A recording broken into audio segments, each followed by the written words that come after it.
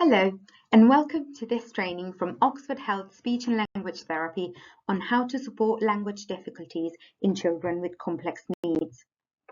This training is part of our targeted support package. Our levels of support are universal, targeted, and specialist. Universal support outlines the support that settings and families can receive from wider services, both in health and education, and does not involve direct work with the young person. We can direct and signpost you to these resources and services. Targeted support is suitable for the majority of our children and young people. This package can look very different from each young person. However, it can include some assessment with the child and training to those who frequently spend time with them in order to embed knowledge and support into their daily life.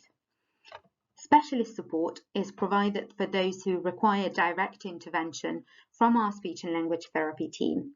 This specialist support would more frequently be provided in blocks of therapy rather than continuously, and can be provided in conjunction with some of our targeted support, in particular training. Children and young people can move between the levels depending on their identified strengths and difficulties.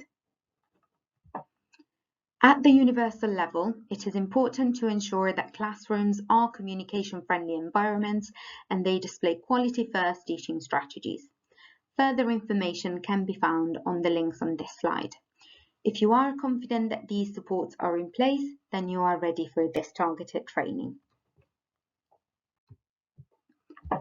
By the end of this session, you will have an understanding of what pre-intentional and intentional communication are, on how to identify the ways that our children and young people are communicating with us, and how to respond and develop their communication.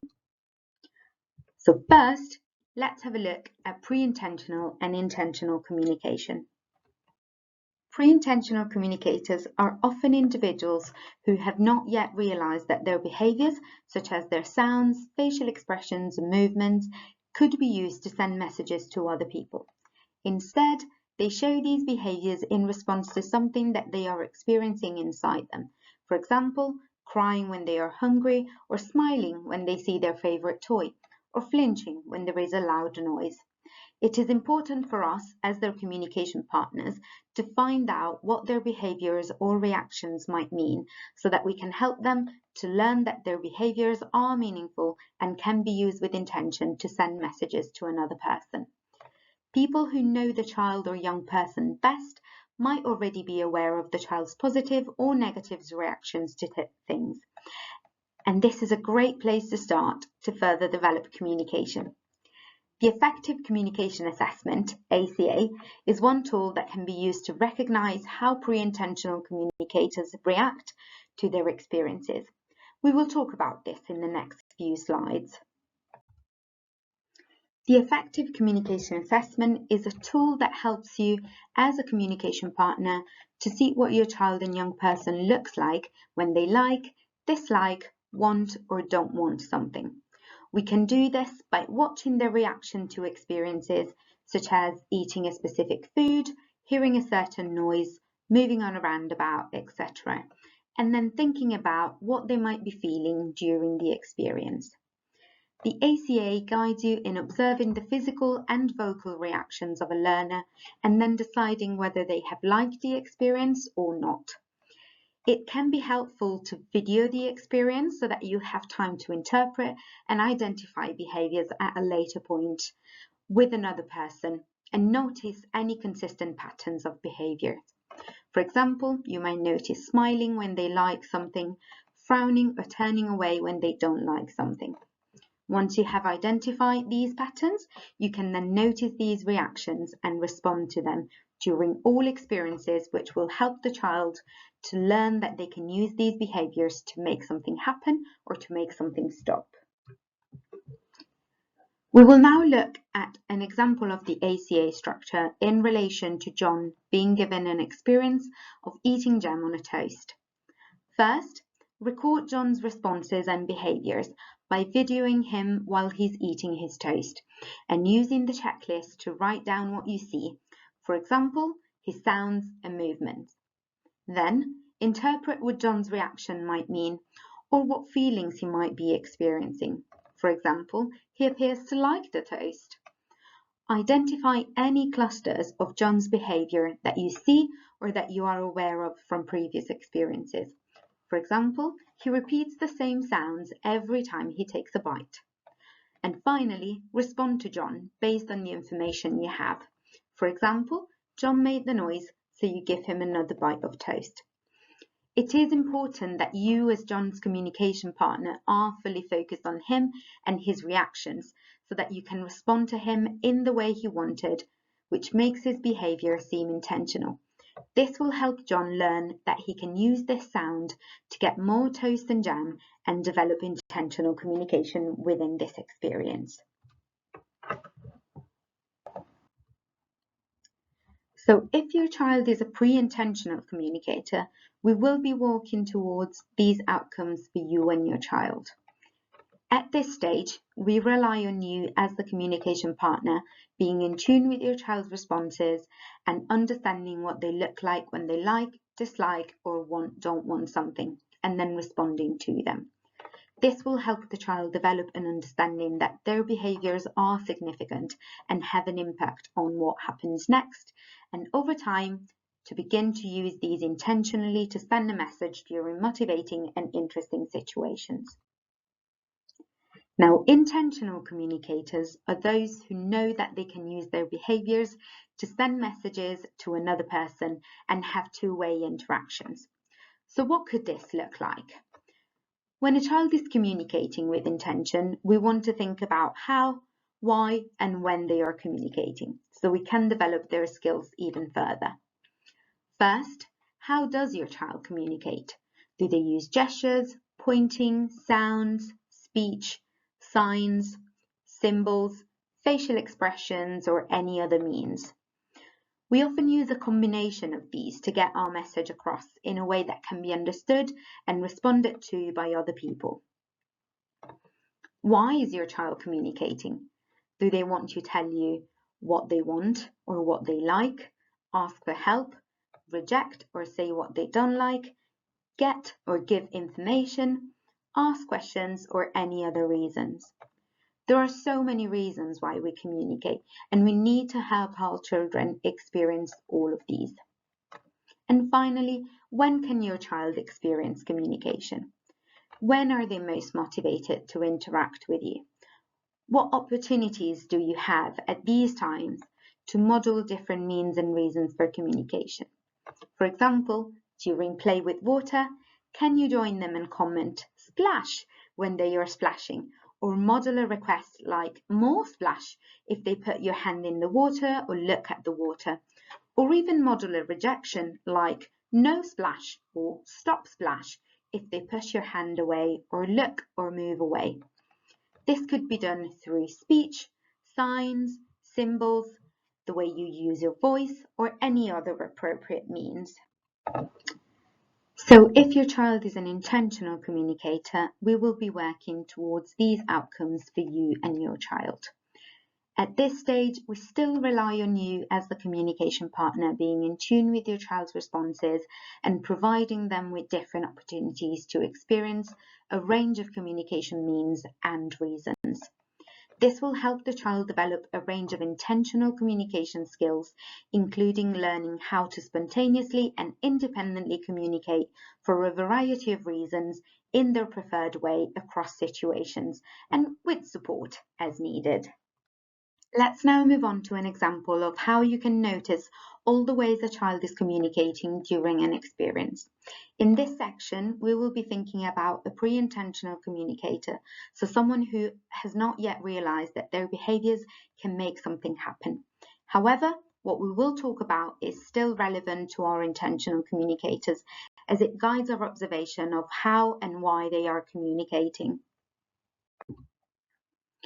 One of our aims at the pre-intentional communication stage is to understand a child's positive and negative reactions. To do this, we can use the ACA to record, interpret, and identify their behaviours within an experience. We will later talk about how you could respond in these situations. Now, using the observation sheet from the ACA, we can record behaviours within an experience. Behaviours include movements or changes to head, face, mouth, eyes, hands, arms, legs and body, as well as vocalizations or sounds. You can tick when you see a specific behaviour and use arrows to indicate an increase or decrease in that reaction during an event or experience.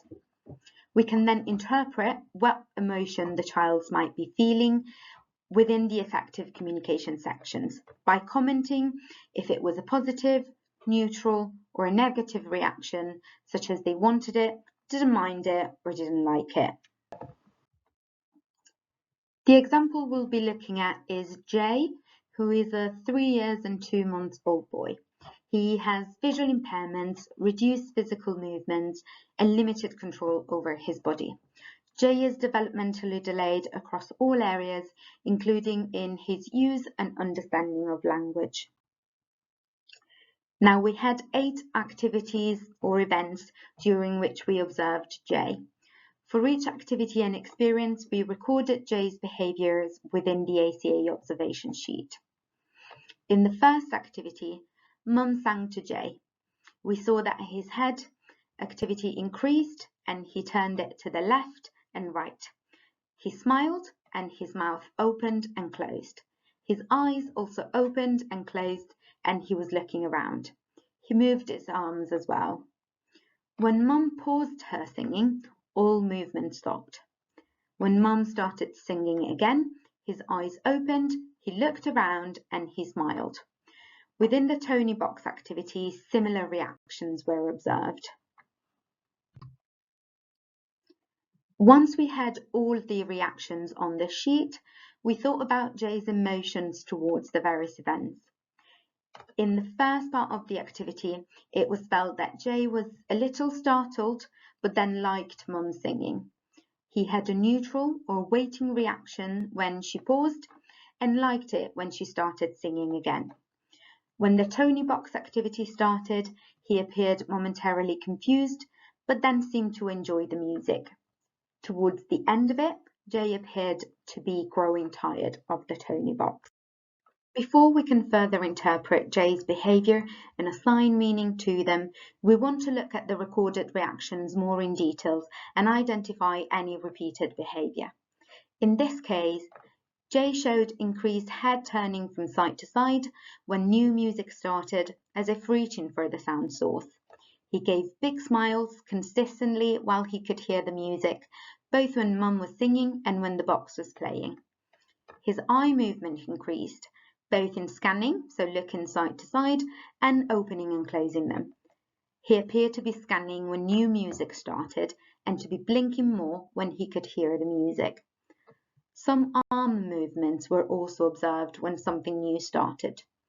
Jay also clearly turned his head away and pulled his arm back towards the end of the Tony box activity. Finally, from our observation, we were able to assign meaning to the patterns of responses. For example, we identified that smiling widely was his way of saying, "I like it." His head turning and eyes scanning the room were his way of showing that he was interested in something new happening. A complete lack of movement and fixed gaze meant, "I'm waiting for more." His head turning away and his arm retracting meant, "That's enough, stop." So, we have seen how we can use the ACA to record and interpret our child's pre-intentional communication. You can also use the ACA with children who are becoming more intentional to help you becoming more in tune with their sometimes subtle communication signals. Before continuing with this training, set aside some time to interact with and observe your child and have a go at filling the ACA observation checklist. The easiest way to do this is to video record your interaction with your child and watch it back afterwards so that you can see the reactions to the experiences and the events and to your own actions. This also allows you to re-watch the video multiple times if needed. If you cannot record a video, you can also ask a familiar person or a colleague to pair up with you so that one of you can be the child's communication partner and the other can be the observer, filling in the ACA while the activity is ongoing.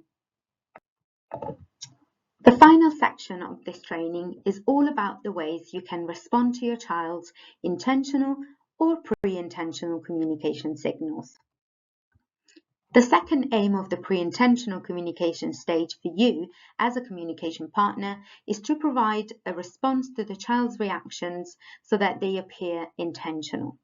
Now, thinking back to the two examples we've seen so far, for John, we noticed that he made a sound when he ate toast, and we interpret his reaction as him enjoying the toast. So we responded by offering him more toast. For Jay, we noticed that he smiled and he increased his movements when his mum sang a song and stilled when she paused singing. We interpreted these reactions as him liking the singing and waiting for more. So his mum responded by singing again, which Jay seemed to enjoy. In both of these examples, the communication partner noticed and responded to the clusters of behaviors or communication signals that they identified. By responding in these ways repeatedly and consistently, over time the child will learn that their behaviors have meaning and they may develop more intentional communication within these activities. That is, they will learn that they can send a message to make something happen or to make something stop. So let's now look at the different ways that you as communication partner can respond to help develop intentional communication skills.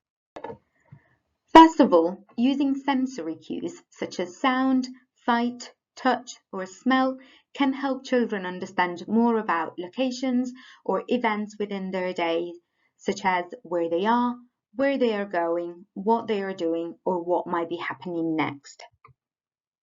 Having visual cues within the environment, such as showing objects, labeling cupboards with pictures or symbols, or using colours to show different spaces within the room, can help children to visually understand what they are doing, where things are, or where they are going. Using auditory cues within repetitive routines, such as using songs, sounds, or phrases, can help children to hear when an activity is starting or ending or what is happening next. For example, when they hear the Tidy Up song. Using touch will help children experience a texture, feeling, or object and help them understand what words mean and what is happening next. For example, spraying water on their legs before going into the pool while saying, "Pool." Using smell can also help children to understand specific locations, people, or event. For example, the smell of toothpaste will tell them it is time to get ready for bed. You can use multiple sensory cues, but the important thing is to use them repeatedly and consistently within routines so that the child can learn over time that a specific cue is linked to that specific event, object, or location. Another cue to support a child's understanding are objects of reference. These are objects that you repeatedly give to the child before they experience a person, an object, location, and event. These objects can combine vision, touch, hearing, and smell cues. For example, a pillow that smells like lavender given before they go to sleep while singing a nighttime lullaby will cue them into bedtime. Artificial grass that feels like grass and smell like pine can represent going to the garden. These objects can be associated with key routines across the day and are typically given to the child just before the activity starts. They move to the location or experience a new person. For example, you would let the child feel and experience the duck toy before they go into the bath. And then you might sing a song whilst moving to the bath and then take the object back once they are in the bath or when the bath is finished. There are 3 ways that we can use a visual cue with a child to help them understand what words means across their day. We can use an object of reference as we have just spoken about, and we can also use pictures, symbols, and written text to represent objects, people, locations, or events too. Consistently showing a child an object, picture or symbol of reference alongside saying a short phrase or a single word when they experience a specific situation is vital to develop their understanding of the world around them. For example, to teach them the word apple, you can show them a real apple, the picture of an apple, or a symbol of an apple, and over time they will learn that an apple is a fruit, that they can eat it, they will learn how to say it and or how to spell it, etc. Typically, we would recommend using an object of reference for children who need a multisensory cue that they can directly experience. You compare these objects with a picture of a reference for locations or people, as these don't typically change, and a symbol of reference for things that can change. For example, a picture or a photo of their classroom and a symbol of snack. If used consistently, your child will associate the object, picture, and or the symbol with the experience and the words that you are saying. If you have any questions about what visual cues to use for your child, please get in touch with your named speech and language therapist. A specialist form of cueing can use touch and on-body signs, such as the tassel signing method. Importantly, communication through touch should always be respectful and considerate, including hand under hand, seeking the person's permission and taking account of cultural values. Your named speech and language therapist will likely support with introducing these approaches if they are deemed appropriate for your child. Now that we have looked at multisensory cueing, we will think about a few more strategies that you as the child's communication partner can use during interactions to build on their pre-intentional and intentional communication. First of all, when interacting with pre-intentional communicators, we can use intensive interaction to support their understanding that their actions have an effect on the people and the environment around them. Intensive interaction encourages you as the communication partner to completely follow the child's lead, joining them in whatever they are doing. This supports the young person in understanding that their voice is valued and encourages them to explore it even further. After taking a little time to observe your child and what they are enjoying, start by mirroring them. This simply means copying what your child does as they do it, including using the same body language and facial expressions. For example, looking at one another and opening your mouth. But also mirroring movements, for example, clapping, and repeating any sound your child makes. Over time, if your child is showing a positive response to you copying their movements and sound, you can try and expand on it a little. For example, if your child is tapping on the floor, you could move to gentle tapping on their arm and seeing if their responses are changing. At all times, you should be fully focused on how your child responds to your actions. For example, do they look, stop, smile, etc. The more you watch, the more opportunities you will have to notice their responses and adapt what you're doing to maintain their interest.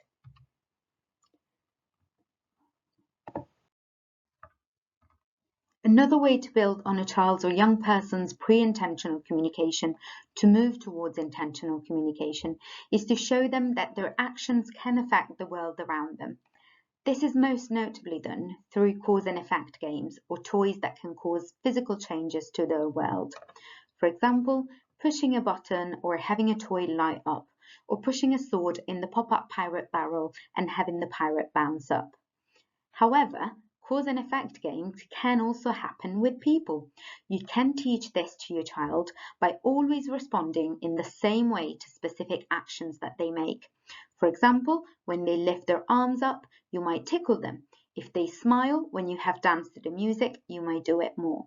The repetition of these activities is what teaches our children and young people to anticipate.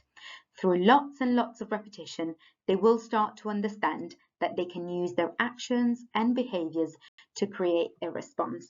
For example, to make something happen. When thinking about support for those who are already communicating intentionally, we want to make sure that we are responding to and validating the child's or young person's preferred means of communication. However, almost all of our young people will benefit from some kind of AAC. This is augmentative and alternative communication. AAC is not a replacement for verbal communication. It can be used as an alternative if and when our young people cannot yet or do not want to use verbal communication, but it is also designed to support, augment, verbal communication when used alongside it. The world of AAC is large and varied so that it can adapt to every young person's communication needs. So this training will only give you a whistle-stop tour. Your speech and language therapist can support you in thinking about what AAC is appropriate for your young person if needed. When thinking about AAC, we generally have two categories. Non-aided means that the child or young person doesn't need to carry, hold, or show something in order to communicate. For example, body language, gesture, facial expressions, and signing. These are the easiest as they can be used in the moment without any kind of preparation for the interaction. Aided AAC relies instead on a tool being used to pass a message. Now we have low-tech AAC, which does not require electricity or batteries to work. And this is, for example, paper-based resources such as language boards or communication books. Light-tech AAC are things that might require batteries but are not smart or connected to a power supply or the internet.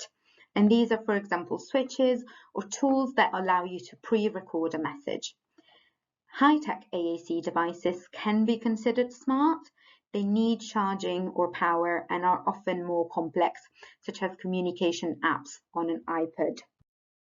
On this slide, you can see lots of examples of communication aids. Children and young people don't have to access only one of these things, but they may benefit from a combination of them. When looking into which communication aids are the most appropriate for our child, we will likely go through a period of trial and error, working out what they prefer using, what they have access to use, as well as how they can access these. For example, someone with significant visual impairment would not benefit from a book with symbols, so we might think about alternatives like tactile stimuli, for example, textured switches, or auditory scanning, where options are read out and the child or young person shows us in some way which one is the chosen option. For children with high sensory needs who might not react well to things speaking aloud, a communication book which can be held and pointed to without noises may work well. A child or young person with significant physical needs might not be able to access a communication aid that requires touch, so direct access, so we might want to promote their eye pointing instead, so indirect access. There is a lot to consider, so always best to speak to your speech and language therapist. Most of the AAC listed here is low-tech. The majority is paper-based and once printed will last as long as needed. Our light-tech include our switches, which can be voice output, meaning that they speak when they are pressed, or it can activate something, for example, pressing a switch to turn on a light or activate a bubble machine. We also have our high-tech, like iPads, eye gaze devices, and button-based communication aids, like GoTalks. These are for our more advanced intentional communicators, as these devices require a lot of social motivation, as well as understanding of a lot of different symbols. These are not usually introduced with children who are only beginning to understand that they can act on the environment around to communicate. Across all these, we need to remember that we want our young people to be able to do more than just requesting. So we want to make sure the communication aids provide the right tools to be able to comment, greet, refuse, ask questions, etc. So, where to start with finding the best method for your child? It is essential to begin by noticing how they are communicating and developing that pre-intentional communication. Let them choose and join in with what they are enjoying. They will be much keener to engage if this is within a motivating activity. During these times of shared attention, provide lots of opportunities for them to experience successful communication by consistently responding to their behaviours. Use a lot of multisensory cues, as these make your message stronger by providing multiple ways to show it. Provide them with functional vocabulary across a range of communicative reasons. For example, requesting for more or help, commenting fun, or naming an object or an action. For example, water, splash. You can do this verbally and by any of the other means that we discussed in this training. Last but not least, model. Show the child how to use the chosen mean of communication in response to what they are already communicating or thinking. For example, when your child is waiting for music to start again, model pressing a switch to activate the musical toy again and say more. If you are introducing a communication board or a book, point to the symbols alongside your verbal model. For example, say and point to "I like bubbles" when they are showing excitement at bubbles being blown. Don't be discouraged if your young person does not pick this up quickly, and don't expect them to copy this immediately. It can take up to hundreds of repetitions for them to understand the cause-effect link. Thank you all for listening to this training presentation. We hope you found it useful and informative. You can find more resources and information through the links provided. If you have any questions, please contact your speech and language therapist.